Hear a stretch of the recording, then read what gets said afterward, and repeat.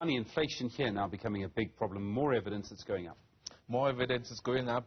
Statistics South Africa releasing the March rate, which has quickened from 5.7% in February to 5.9% in March. And this data from Status A was driven mainly by fuel and higher oil prices because of that war in the Ukraine. But don't take it from me. I have Miyelani Maluleke, who is joining us. He's an economist with ABSA. He's joining us to talk more about what exactly is happening with the inflation outlook and the inflation picture in the country. Miyelani, thank you very much for joining us. The IMF today even warned of inflation rising and hitting poorer households in the pocket. Some experts were saying that this 5.9% increase, this 5.9% rate that we see in March came in lower than expected. Was this your similar sentiment that you shared, Miyelani?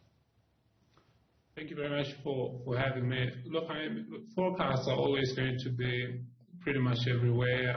I've seen numbers around 5.8%, seen numbers around 6.1%. Our own forecast was for a number about 5.8%, so just a tenth of a percentage point higher, but maybe you could say a tenth of a percentage point lower than consensus. But I think the key issue here is that we've got inflation dynamics that are worsening here in South Africa, as we're also seeing in many other parts around the world. And there's a number of factors behind this. And I think what we've seen here in South Africa, specifically in the March release that we got today, is that the effect of these fuel price increases that we've been having over the last few months was quite evident.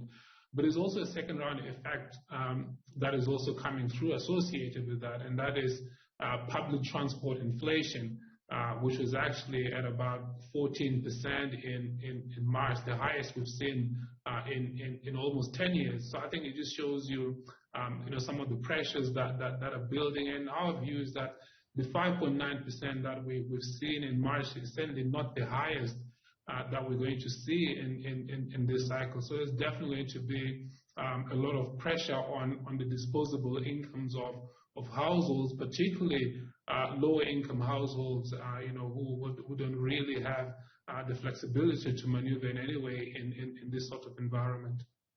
Miyelani, let's talk about the sectors that drove this hike upwards. Yeah, look, as I said, I think that there were really three factors coming through in this release. One, it was a fuel price increase. Many of us will remember, I think it's really hard not to forget that there was a big fuel price increase at the start of March. That was a massive contributor. We've actually seen fuel price inflation running at about 33% on a year-on-year basis in March. So that was a big one. The second one was public transport inflation, which, as I said, I think is responding very directly to these high oil prices that we've seen.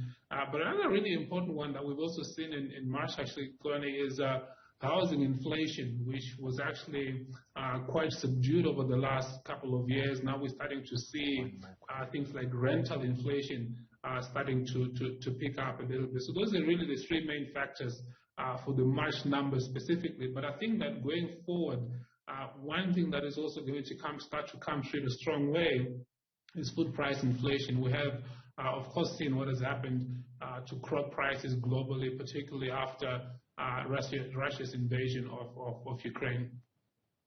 Miyelani, the South African Reserve Bank, in an effort to actually combat these price pressures, has raised its main lending rate at each of the last three meetings by 25 basis points. And next month is another meeting. Obviously, you look at this data and think there is no other way that the MPC will go. There will be an absolute increase on this front. But for April as well, we should be expecting a higher increase because some of the electricity prices and that have been imposed for that month.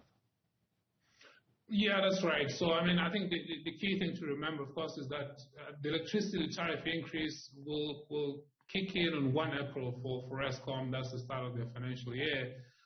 But for many of us, we get our increases from municipalities, and that's going to kick in from the 1st of July. So we're not really going to see that in the April CPI numbers. But I think one of the key things that we'll have to watch In the upcoming release, the April release specifically, is, are we starting to see the effects on food price inflation of these global shocks that we've seen? Do we start to see the effects of the supply chain constraints that have obviously been exacerbated now by China's zero COVID policy stance?